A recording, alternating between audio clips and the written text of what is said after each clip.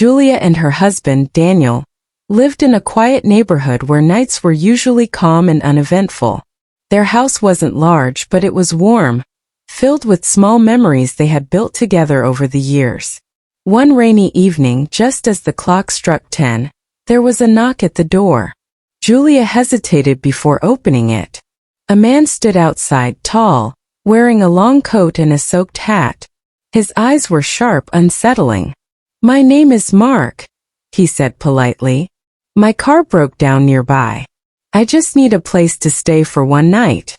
Daniel exchanged a glance with Julia. Against their better judgment, they let him in. They offered him tea. Mark spoke calmly, almost too calmly. But Julia noticed something strange. His eyes kept roaming around the house, as if he was memorizing every corner. Suddenly the power went out. A loud metallic click echoed through the house. When the lights returned, the front door had been locked with a heavy chain. Iron bars now covered the windows. Mark was no longer smiling. A gun rested firmly in his hand. "This house is mine now," he said coldly. "And you two are my prisoners." Daniel tried to fight back, but Mark knocked him down easily. Their phones were smashed. The outside world disappeared in seconds. Days blurred into nights.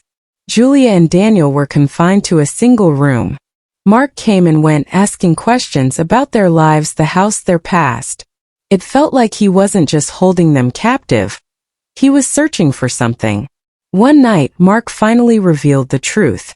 "This house belonged to my father," he said, his voice trembling with anger. "You bought it and erased everything he left behind." Julia remembered the previous owner, a man drowning in debt. "We didn't know," she whispered. "We bought it legally." Mark laughed bitterly. "The law may forgive you. I won't." But Mark underestimated one thing: Julia's silence.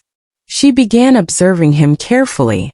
His habits, his moods, when he slept, when he lost control. She noticed how careless he became after drinking.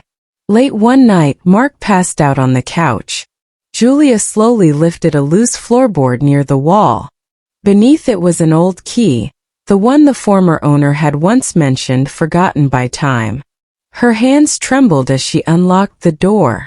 Just as it opened, Mark woke up. Time froze. Before he could reach the gun, loud sirens filled the air. Daniel had secretly activated the old security alarm hidden in the basement. Mark tried to escape but was caught within seconds. As the police dragged him away, he turned back and said, "This house will always remember me." Julia looked straight at him and replied calmly, "Houses don't imprison people, people do." That night the door finally opened, not to fear but to freedom.